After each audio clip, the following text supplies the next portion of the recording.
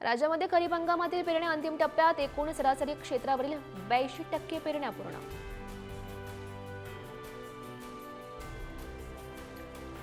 जालन्यात शेतकऱ्यांना दमदार पावसाची प्रतीक्षा. दमदार पाऊस झाल्यानंतरच केलेल्या पेरण्या आणि पिकांना दिलासा मिळणार.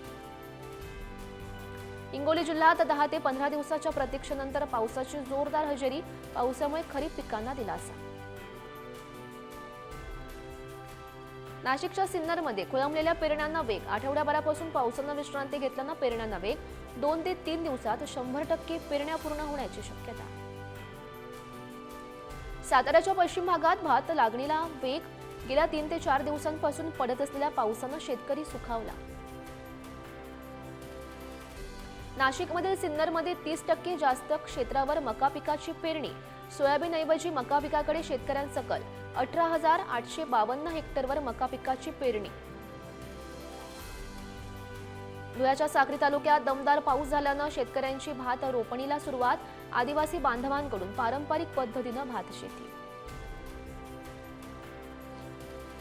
जालन्याच्या पिंपळगाव रेणुकाई बाजारात तब्बल 250 ते 300 टन मिरचीची आवक. सध्या मिरचीला प्रति क्विंटल 8,000 ते 9,000 रुपयांच्या दरम्यानचा दर. इंदापूर तालुक्यात अनेक दिवसांच्या प्रतीक्षेनंतर अखेर पावसाची हजेरी. मात्र पावसामुळे डाळिंब आणि पेरूसारख्या फळपिकांना फटका बसण्याची शक्यता.